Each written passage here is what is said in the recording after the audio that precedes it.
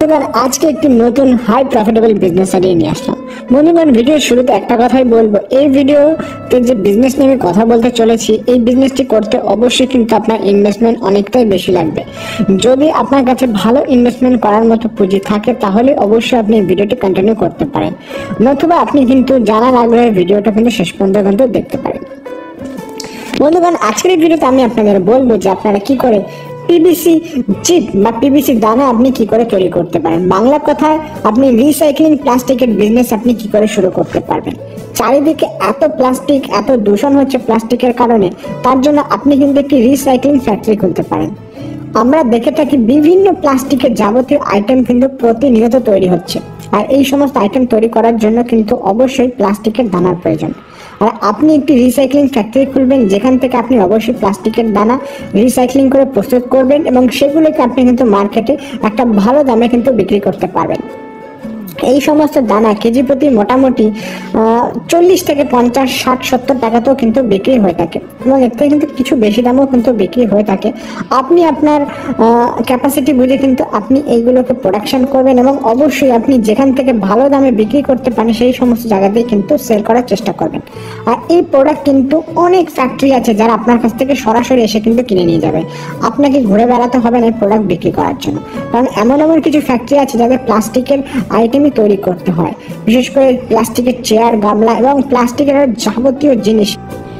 Plastic আইটেমের যে কোনো জিনিস প্রস্তুত করার জন্য এই ধরনের কিন্তু প্লাস্টিকের দানার প্রয়োজন রয়েছে।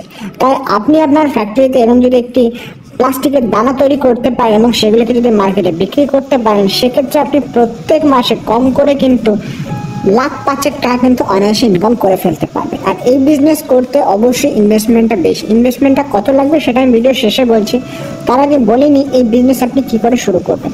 দেখুন, এই ব্যবসাটি শুরু করতে গেলে অবশ্যই আপনার একটা বড় এরিয়ার প্রয়োজন।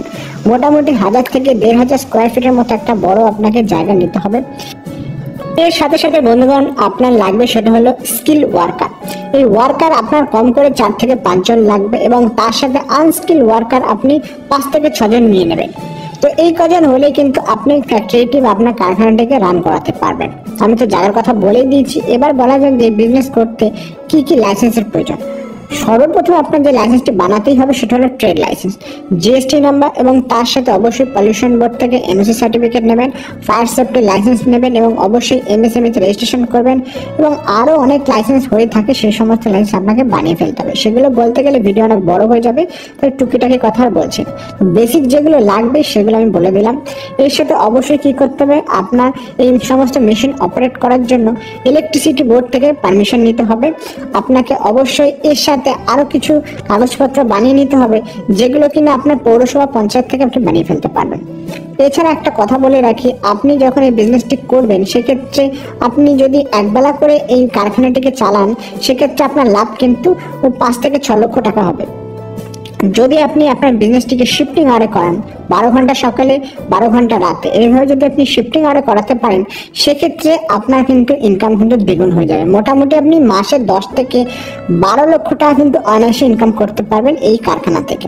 এবার বলা যাক যে আপনি যে প্রোডাক্টটি তৈরি করলেন, এই যে প্লাস্টিকের দানা, এগুলো আপনি বিক্রি কোথায় করবেন। দেখুন, বিক্রি আপনার একদম আরামসে হয়ে যাবে, কারণ বিক্রি নিয়ে কোনো টেনশন করার কোনো কারণ নেই। মার্কেটে অনেক এরকম ফ্যাক্টরি বা অনেক কারখানা রয়েছে যাদের প্লাস্টিকের দানার প্রয়োজন রয়েছে, তাদের সাথে আপনি সরাসরি ডিল করবেন, অ্যাপ্রোচ করবেন আপনার প্রোডাক্টের জন্য এবং অবশ্যই মার্কেটে যে দামে বিক্রি হচ্ছে তার থেকে আপনি সামান্য কিছু দামে বিক্রি করার চেষ্টা করবেন।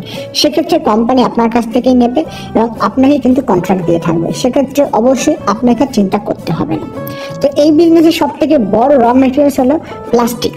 আপনাকে প্লাস্টিক মার্কেট থেকে কালেক্ট করতে হবে, তার জন্য অবশ্যই আপনি কিন্তু ফেরিওয়ালা ভাইদের সাথে কথা বলে তাদের কাছ থেকে কিন্তু আপনি এই ধরনের র মেটেরিয়ালস মানে আপনার এই প্লাস্টিক কিন্তু আপনাকে জোগাড় করে নিতে হবে। তারপর আপনি আপনার এই মেশিনের সেট আপের মধ্যে দিয়ে কিন্তু এই ধরনের প্লাস্টিকের দানা কিন্তু অনায়াসেই প্রস্তুত করে ফেলতে পারবেন।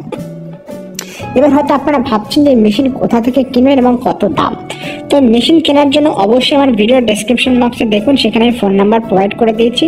এছাড়া আপনি ইন্ডিয়া মার্ট ওয়েবসাইট থেকেও কিন্তু রিসাইক্লিং প্লাস্টিকের দানা তৈরি করার জন্য কিন্তু আপনি মেশিন পেয়ে যাবেন, সেখান থেকেও কিনতে পারেন।